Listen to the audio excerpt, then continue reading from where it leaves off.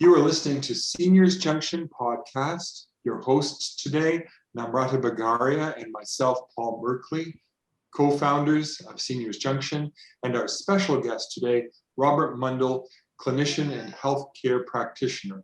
Welcome, Robert. Thank you. It's good to be with you. So could you please tell us a little bit about yourself and what you do? My name's Robert Mundell. I'm a certified spiritual care practitioner and registered psychotherapist. I've worked in healthcare for nearly 20 years, and I specialize in seniors rehabilitation, complex medical care for patients who have multiple medical issues that require them to be in hospital for months, sometimes years.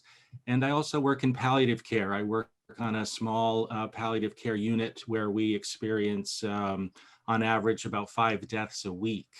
So it's not like working in an ICU or an emergency department with that intense frantic pace, but 5 deaths a week is like what I describe as like a steady drumbeat of death and dying and grief, and it takes a toll.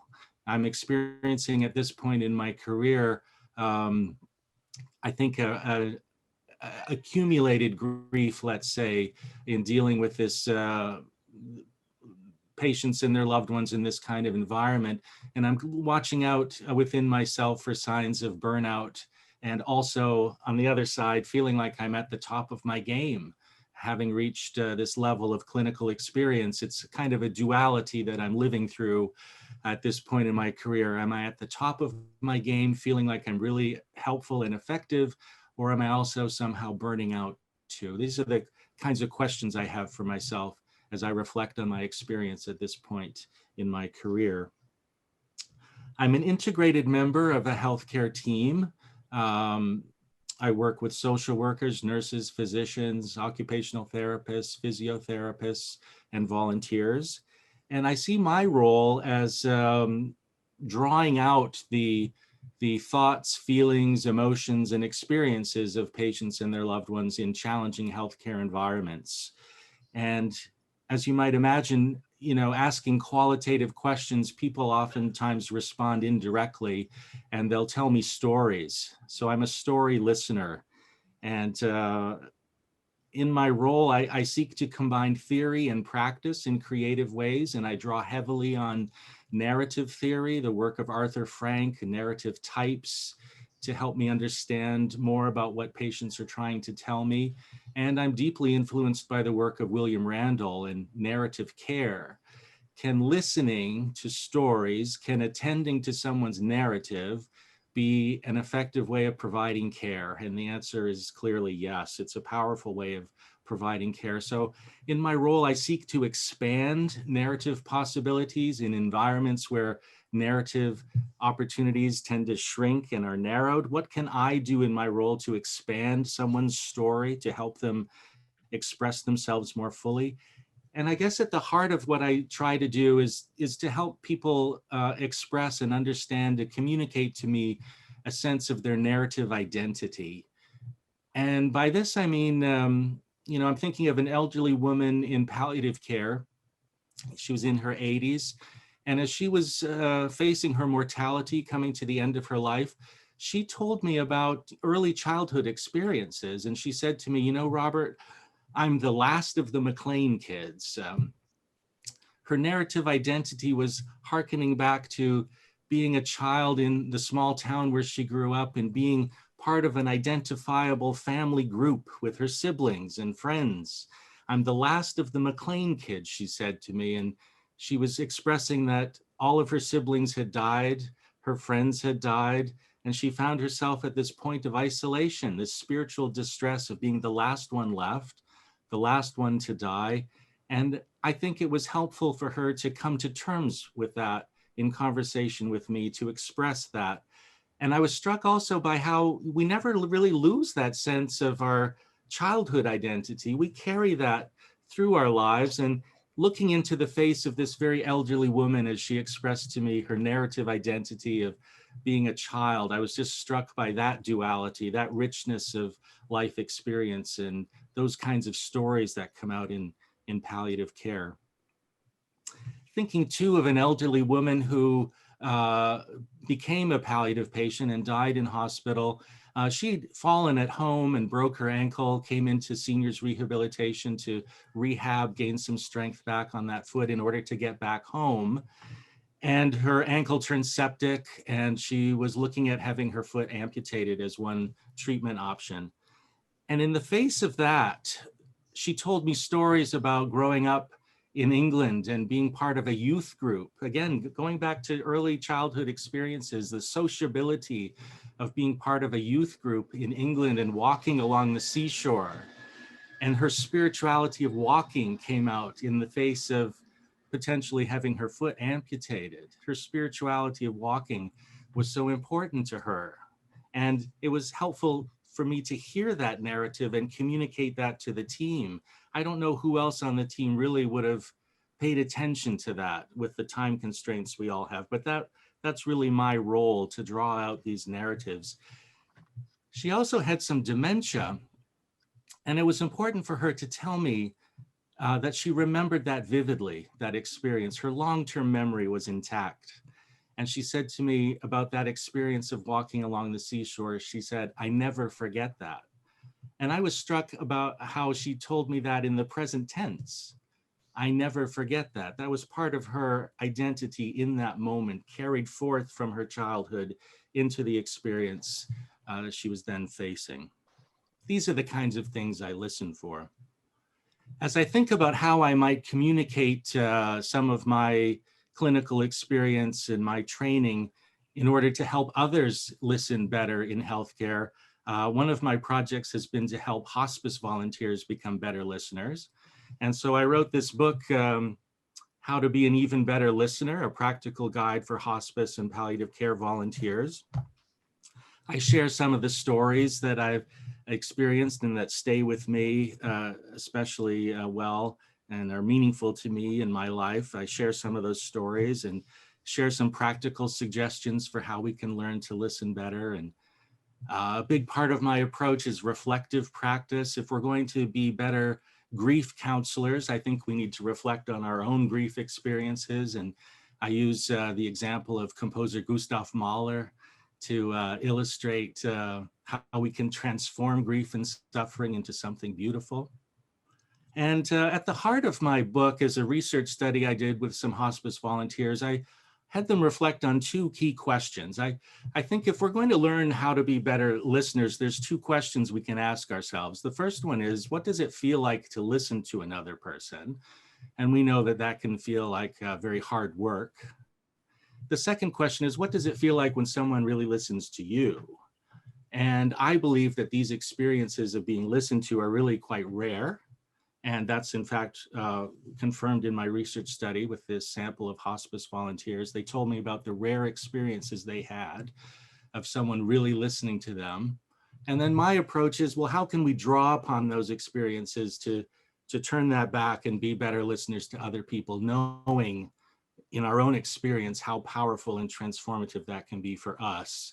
Can we draw upon that experience and offer ourselves to others? Finally, I'll just mention my current book project is called Listening into Being, Spiritual Resources for Reflective Practice in Healthcare. I want to help people, my colleagues, clinicians, develop and expand their reflective practice. And topics that I've chosen to reflect on in the book are topics like loneliness, nature, including forest therapy, art, music, resilience. And the kicker is the final chapter, which is going to be on experimental theater for clinicians. If you can imagine, being very creative, working with, let's say, a small group of clinicians, working with a theater director and an actor to go through some experimental theater exercises to really break open creatively what clinical experience is like and to think about it, experience it in some new ways. That's what my current project is about. And I'm excited about that and excited to talk about how theory and practice come together in providing care. And yeah, that's a long summary, I guess, of who I am and what I'm trying to do. That's Thank you very much. Yeah, thank you very much. It's also, I'll just say before I turn the floor over to Namrata, it's refreshing to hear someone talk about spiritual aspects, because while other cultures tend to draw heavily on, especially for grief, it's an element that's often not included in Western ways of talking about it. So over to you, Namrata, please. I just want to say what a lovely introduction. Like there's so many different points I could, right? We could go on with this conversation forever because there's so many points of experiential learning that I've had personally in the last few months and years on everything that you've said. But I would quickly just say that I truly value the kind of work you do because in my own personal life, this year has been changing my own narrative. And that's what I worked on. And that's the crux of it. So everything that you mentioned, whether it was grief, whether it is how can I be a better listener, or how do you feel when you're listened to? I've received, I had to give, I had to shift some stories in my mind about situations, people, um, memory that you talk about. I'm not someone who'll remember everything. Not because I'm blocking, it's because I just remember the feeling or something, but I don't remember. So it's like I sometimes find it a blessing because I don't have too much to like latch on to, because I guess I practice detachment. So when you practice detachment, like whenever that something's happened, you don't really remember too much about it. But my question to you is, and I know this coming from my own personal experience, grief and isolation, they are very closely related to each other. They influence each other. I exactly don't know how because I don't have knowledge. But since our focus is on isolation, could you share some light on your experience with senior isolation? What are the pain points? I've come to learn in my work in seniors rehabilitation especially, I've come to expect patients to talk to me about loneliness.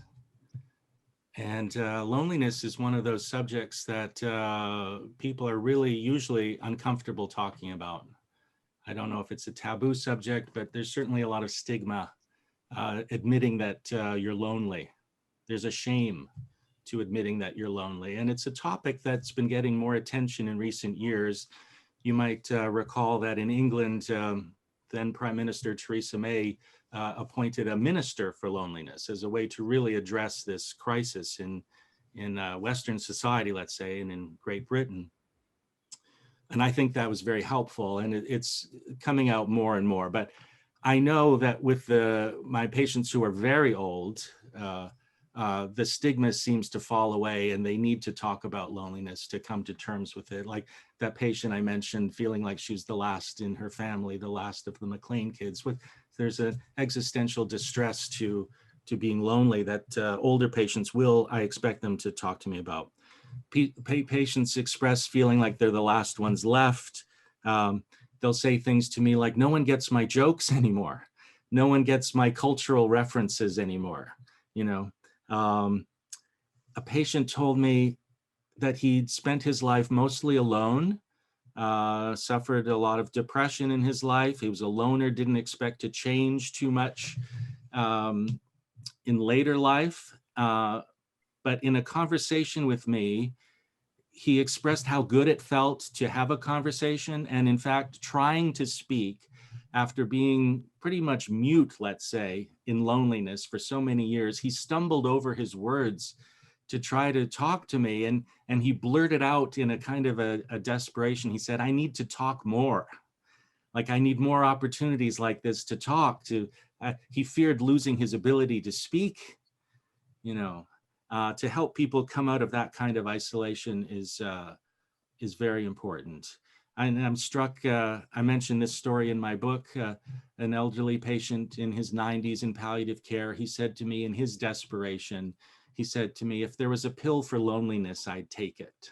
I mean, that's the kind of reaching out for any kind of help and support to deal with the bewildering existential pain and suffering of loneliness. Secondly, you mentioned grief. Grief looks like depression. It's not. It's a natural part of human life. It's not really acknowledged as a natural part of human life. We expect to get over grief very quickly. Anyone knows from their own experience that grief takes time. We never really get over grief. At least I've never really gotten over mine. I've just learned how to live with it. It's a pain that I carry around with me all the time. Sometimes it's more intense than others. In our society, we might expect that grief will subside within a couple weeks. Experience shows that grief peaks at 9 months. So what does that mean for a patient in hospital, especially during COVID time where funerals and other celebrations of life have been so limited, obstructed? People don't have an opportunity to address their grief. They come into hospital. I'm thinking of an elderly gentleman who was in hospital when his wife died, married 60 plus years, no opportunity to attend a funeral other than virtually. And young physicians coming in and wanting to medicate, pathologizing grief. Looks like this person needs an antidepressant because they're depressed after 2 weeks. Well, I think maybe the person's grieving appropriately, and it's going to take some time. But we want to medicate grief. I think that's a huge problem.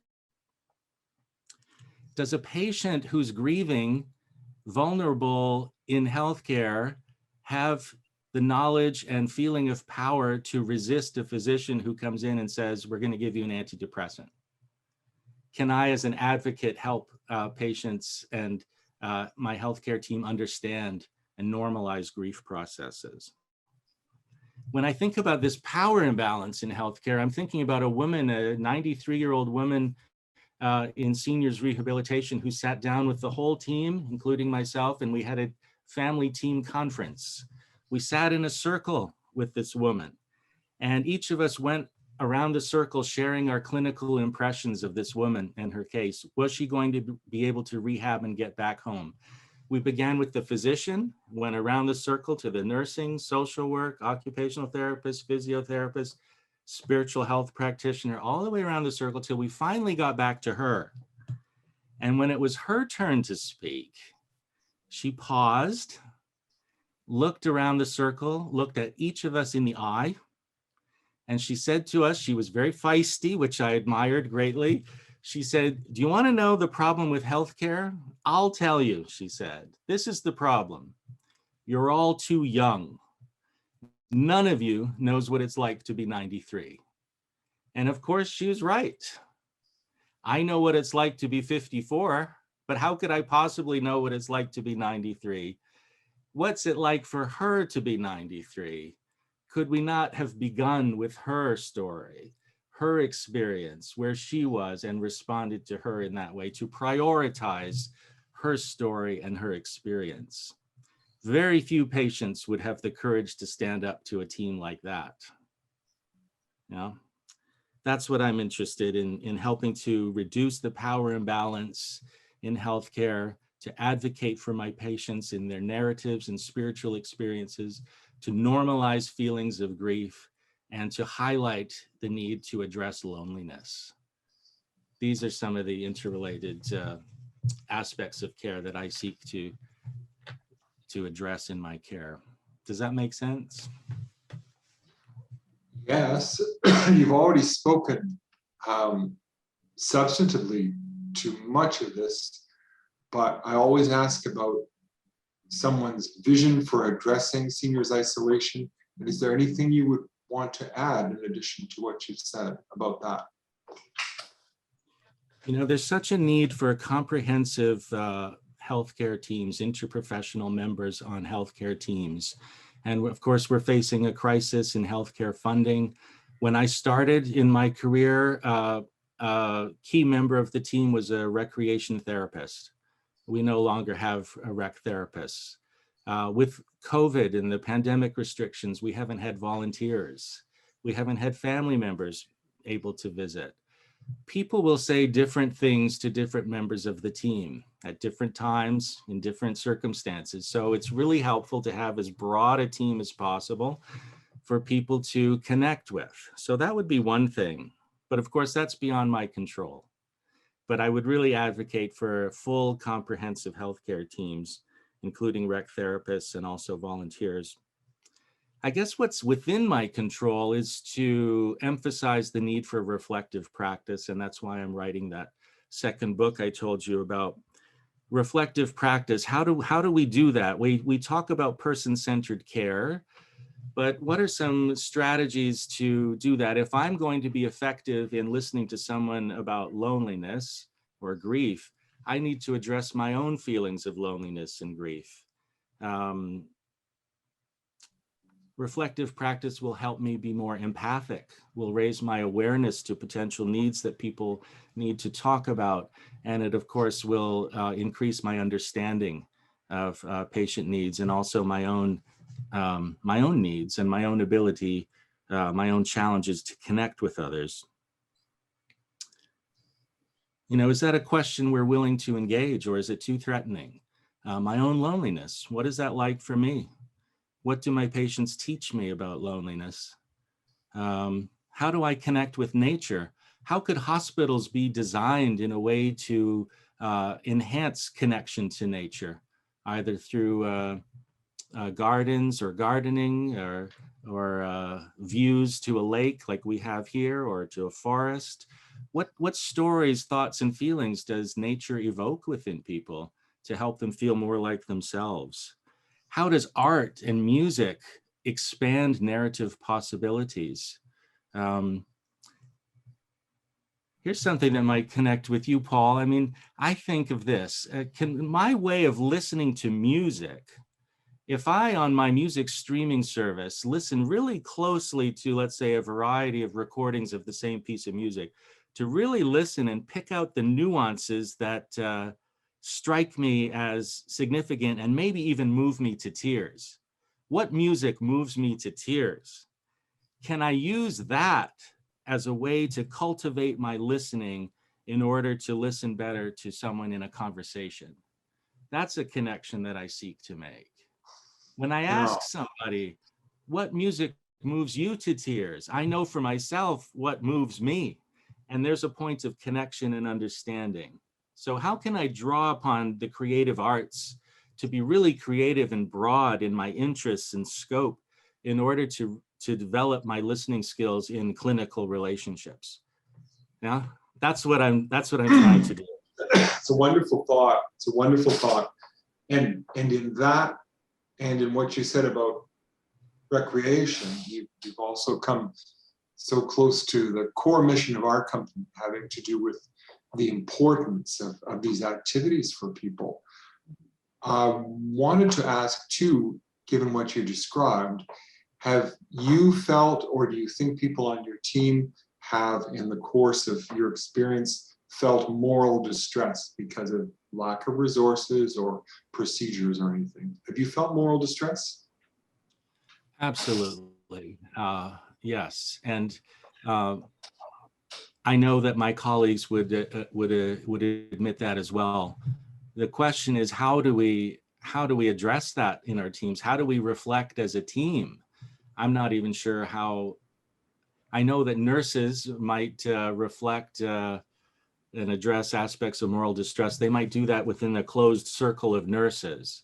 But I feel like there's a lack of trust among like a broader team to address these kinds of feelings, to admit that there is moral distress, because people are trained to dissociate, move on. They have to move on to the next patient, whatever.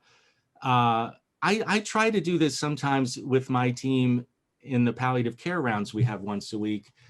I'm really affected by death sometimes, especially when I look into the eyes of a patient who's dying and maybe I see some fear there or spiritual distress that's unarticulated, but I connect with that. I witness that, I observe that, and then the patient dies. Where does that leave me? Sometimes it sends me reeling. And how am I supposed to process these feelings? And so when I acknowledge to the team, you know, this affects me. It's normal to encounter death in a palliative care unit, but it's not a normal line of work. You know, it's not like being a business person or an accountant. it's normal within hospitals, but it's not normal experience to deal with 5 deaths a week. And I ask openly, what do you do with that? And oftentimes it's crickets and tumbleweeds, you know? I mean, people just don't want to talk about that. Where do they process feelings of moral distress or grief, anxiety? Mhm. Yeah, Thank an you. open question. Yeah. I mean, Okay. there's so much to talk about everything you've said. But I'll try to be brief because it's impossible not to say something back. Like I was like, okay, I'm going to ask a question, but I just want to have quick few comments. I think let's start with the last parting comment on how do you process your own grief. Like, so at present, while recording, I am in India right now, and we had a horrible second wave. For the last in the beginning of the second wave, every single morning, and Paul knows this, somebody passed away, and we know those people, right? So every morning your WhatsApp shows you, and after a month of condolences as the first thing in the morning, it's not the way you want to wake up in the morning when you've just processed your own grief a few weeks ago and just sort of started functioning. You know, it's very, I cannot explain to you, and that's why I spend a lot of time on myself. And then Paul and I help each other. More so he helps me than me helping him, but he's just a great listener, so I have a great listener, and that makes a difference in how we operate, how we work. Talking about what's my loneliness, this company is also an outcome of our own isolation, our own experiences with isolation, professional hazards in my case, and newcomer hazards, and in Paul's case, the typical pathway of a long-term life partner not being anymore. You know, and as a physician, like, I mean, what you're talking about, I trained as a physician in India, so I have seen people die, and I have seen different kinds of death. Right, some is they just pass away, some pass away during procedure, and of course it's not normal. Of course it stays with you, and sometimes the grief that you carry is not even your own grief, right? Because the way you're expected to grieve is different. Like I remember last year, I had personally met a naturopath, new German medicine doctor, and so I wanted to get some treatment for myself for chronic health issues. And she said, "You have not grieved enough." And I was like, "What? I have no grief. Nobody in my family died." She's like, "No, you don't sit with your loss." And just actually before recording this podcast, I actually told Paul, today I sat 2 hours with grief. And I didn't know we were going to talk about grief. So I said, you know what, I had to decompress for 2 hours. And I said, same thing, that maybe 2 hours is not enough, but at least I sat with it so it doesn't spill over in my thesis writing. And this becomes so important when you have a job which is high creative and high this, because you come with guilt, shame, grief, whatnot at every point you're trying to be creative, right? So it's a occupational hazard that you come with it. And at least I am fortunate enough that I believe in taking help or having practitioners. You know, now you can have tele consultations for everything you want. I think so. That's one part of what you said, is when you work in seniors isolation or any such business, which we also work in, we have to work on ourselves every day, and that's a serious work. It's not like, okay, cute, we did 10 minutes breathing. It's serious. Like, we, Paul and I, really work on ourselves every day, because we're working with people 19 to 95, 98 on a given day. The range of humans that we operate with is so vast, and the same sentence has to be told in 20 different ways to make sense to those people. So that is the human aspect. Then the other aspect you said was, how can we design better health systems? And that took me back to when we started podcasting as Health 4.0. And it was all about putting the person first. And and then eventually after the summit last year on how can we make the best and newest technologies, which said, okay, put people first. And then one of the designers said, put joy of life first. And I think, listening to you, I think put a person's narrative first would be the best approach. Because again, within the health systems, when I look from a technology perspective, it's so difficult to work, like you said, nurses circle. Every stakeholder is different. One what software can do what for whom is different. They have to talk to each other.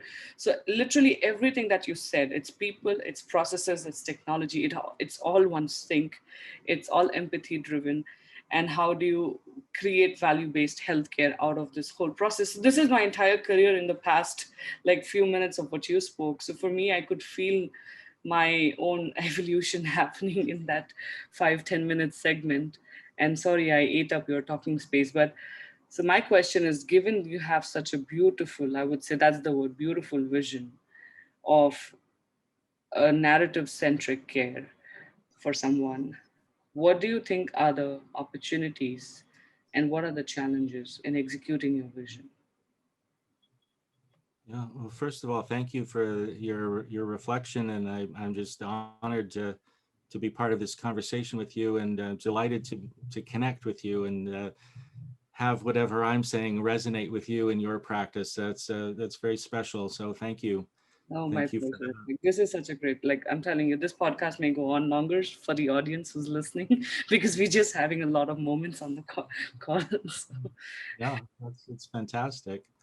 Um, challenges and opportunities. Some practical things, insoluble problems. In recent years, we've been faced with the dilemma of patients waiting for placement to long-term care, alternate level of care patients, and the very negative term to use would be to call them bed blockers. Well, they're unfortunately stuck in our healthcare system, oftentimes waiting months, some even years for placement to long-term care.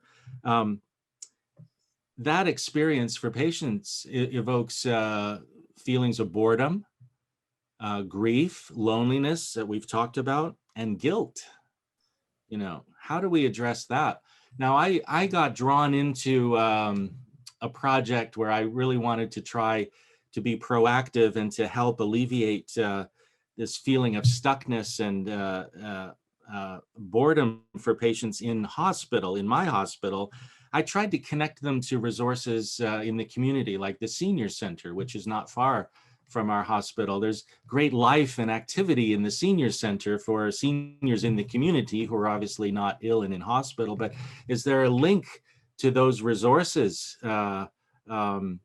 I tried to explore that. Could I bring patients who were could I bring them to the senior center? That didn't really work out very well. But in reverse, could we draw upon resources of the senior center to bring those resources to the hospital? That would be, one very practical sort of thing I would like to see.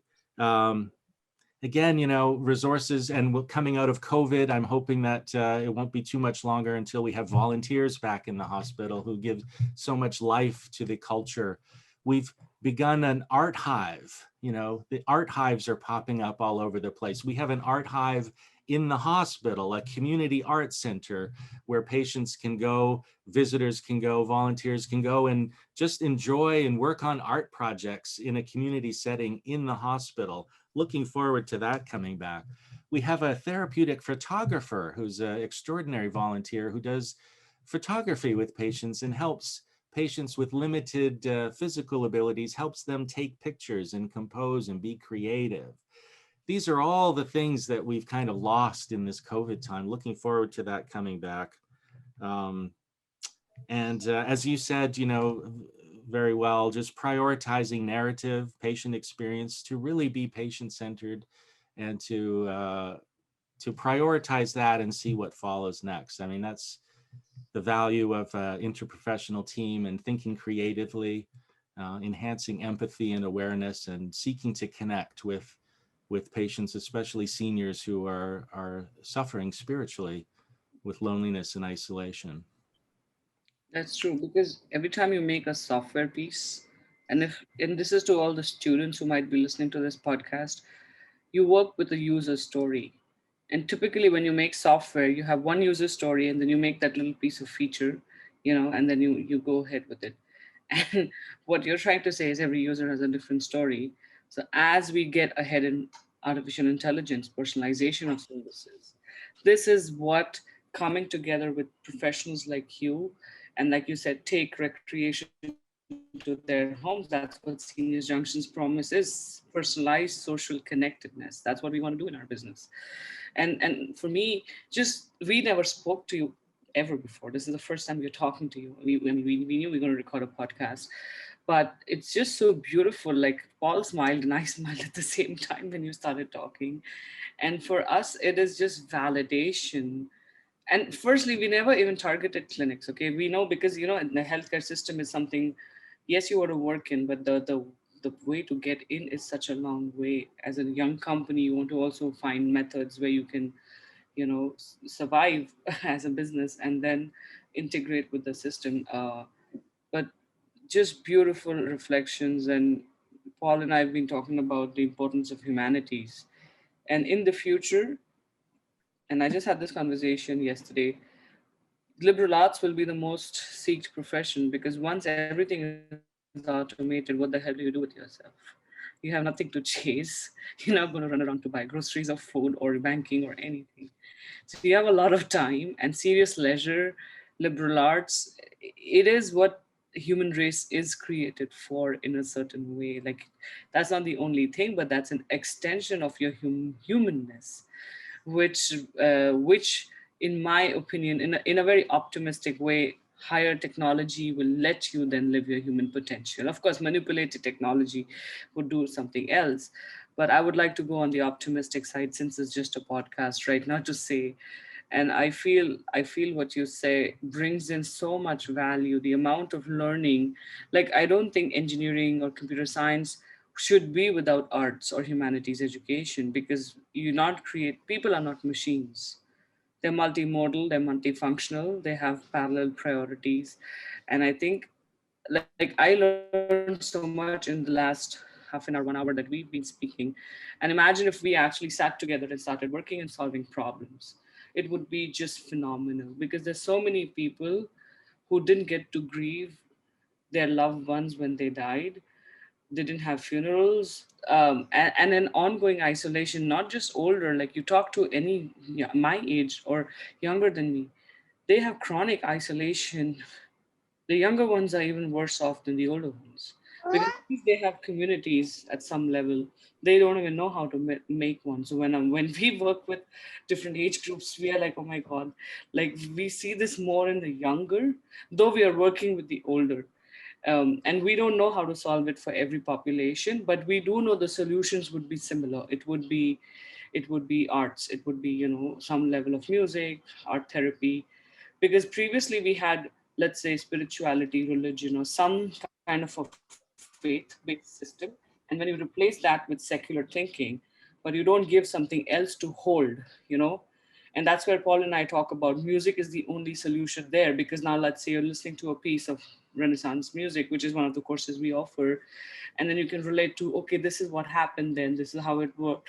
So there is a sort of learning through history is there, but then it's not tinted by religion fully. It's open to debating.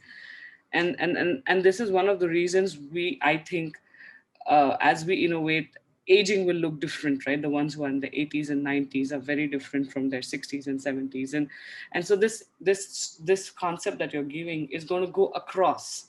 Because what is artistic, what is connection, what sounds nice. Like, maybe the future older generation wants electronic music in their old age homes, not church bells, right? Because they've probably never even heard them in the first place. So I just feel like you've just given the magic formula for any business that is thinking in aging, that this is what is, and then you just work with the different population segment. And sorry, I hogged both of your talking space. I initially promised not to talk too much. Okay, it's all important. It's all important. Who could resist such interesting things? Yeah. I think we can underline too something you mentioned. It's a cardinal principle in thanatology that someone should not die alone, and that someone should have the opportunity to grieve someone who's departed. And here we've gone through a period where that has not been possible to find solutions to that. And the consequences, well, we haven't begun to measure them, have we? And then that maybe that makes us reflect on other aspects of our society and the isolation that we built into it. Yeah. Could I ask? Yes. Oh, go ahead, please. Just a quick point on just in general, you know, the shift in our society away from funerals and opportunities to be sad. We are abbreviating that, and it's morphing into celebrations of life, where we're going to be joyful and happy and thankful for someone's life who's died, and that's totally appropriate. But we also need opportunities to be sad. When someone close to me dies, I feel sad. And if I don't have an opportunity to express my grief, where does that go? And then I'm told that, oh, we're going to have a celebration of life. So just bracket your sadness and grief and park it over here, because we don't want to touch that. But it's part of human life. The complexity, the fullness of life is to feel sad, to feel grief. It's normal and appropriate. And also we feel joyful and thankful too for how someone's touched our lives. But we can't have one without the other, I don't think. Thank you. Could I ask what advice you have for our company? Well, I'm just so moved by this conversation, this opportunity to connect in this kind of way and to think about, to validate the importance of, let's say, the humanities in medicine. You know, what speaks to my spirit? What helps me express my spirit? What in a clinical, medicalized environment helps me feel like a real human being? That's what the humanities in medicine brings. And I'm delighted to explore some of the issues and questions with you, and would be very much delighted to continue the conversation, to explore the questions, raise awareness, and my excitement would be to have these kinds of conversations and be open to surprises, to be open to new insights that can come just by putting different ideas together, not knowing what might come out of it. That's the excitement and Exactly. richness of these kinds of conversations. So I'm curious to see where this might go for you. And I offer myself as a conversation partner going forward. I just really appreciate these opportunities. So thank you. Thank you again very much. Thank you. Thank you. No, this is just absolutely delightful. Like humanities, like here's the point, right? I trained in medicine and I teach at the university a mini course Health 4.0. So my first few slides are about what is health. And I think I have to revise that lecture, I guess. But last, I think it was around, so what is health, like the man as a machine model. Then it became, no, it's not that, it's holistic, the WHO definition, and as per that, all of us are sick because none of us have complete absence of disease or whatever. The next definition was wellness. And today, and then was ecological definition from the 90s. But today, I think after this call, I think you and I, three of us should get together and write a paper and say, health is your story, is your narrative. Because that's essentially, if you read, and I think I said this in Bill's podcast too, we are not social beings. And I read this in a book by Shamal Vallabhji, Breathe, Believe, Balance. We are creatures of story and creatures of meaning. So you kept referring to existential, which is the Viktor Frankl way of working in psychology. And we are fortunate to have them offer courses with us from fall in Meaning of Life. I myself did the foundation course in logotherapy, and that, of course, changed my life. So meaning of life, yes, but the also what we spoke about, like what is it about me? Because that's the whole reason why you're born, is to understand who am I, right? And this leads to that concept of connected autonomy, which Paul and I are working on as a chapter, right? Who am I and who am I in relation to you and me? And how can that autonomy and that connectedness lead to my competence as a spirit? So that's your basic human needs cycle, which we keep talking about, that can we help with Seniors Junction? Can we somewhere help people feel? And of course, your cognitive abilities, your physical abilities are going down. For some people, the pain levels are going up, but within that still, because that's the whole journey of life, right? There is a certain amount of pain that is guaranteed to all of us, and there's a certain amount of joy that is guaranteed to all of us, but the suffering with that is the choice that we make. Now, that's a very Buddhist way of saying, right? So how do you observe it? How do you experience it? And how do you enrich yourselves through it? And as technologists, what we can do is only give you the tools, only help people maybe find a person like you, have this conversation, broadcast it, or offer a course to the company and let people, take that course, like Will is thinking about helping them write their autobiographies and see their narratives, right? So that's what we can do in a very clinical manner, like measure it, help.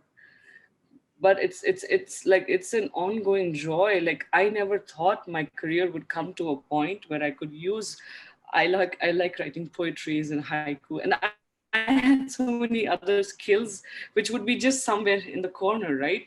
You sometimes do it, but in the pandemic I had to do more of it because they were my coping mechanisms. Because first 9 months I was isolated, and second 9 months I was in grief. So it was like two double whammy of 18 months that's been going on. And that's not just my story. I'm sure it's 99% people's story in different combinations of what I said. So now is the time for humanities, actually, because the human is in crisis. The health system was in crisis like since forever. And when a human is in crisis, what do you do? What junction? And that's what I say, right? For Seniors Junction, it's leisure meets purpose. When we lose our purpose, there is nothing else left. And I think I'm so grateful for this conversation. And before I stop talking, what's the best way to reach you, or what are your coordinates? I have a website, robertmundell.com. It's just my name, Robert, Mundle, all one word, robertmundell.com. People can access some blog posts and some podcasts of my own, some very brief podcasts describing my research about listening and connecting with different kinds of people, and my books there. And I also sell books through my website on aspects of spirituality and social justice, grief and bereavement, spirituality. robertmundell.com. Awesome. So once again, thank you for this super, Thank super, you. super fun. Thank you very much for this conversation. Thank you both. It's been a pleasure.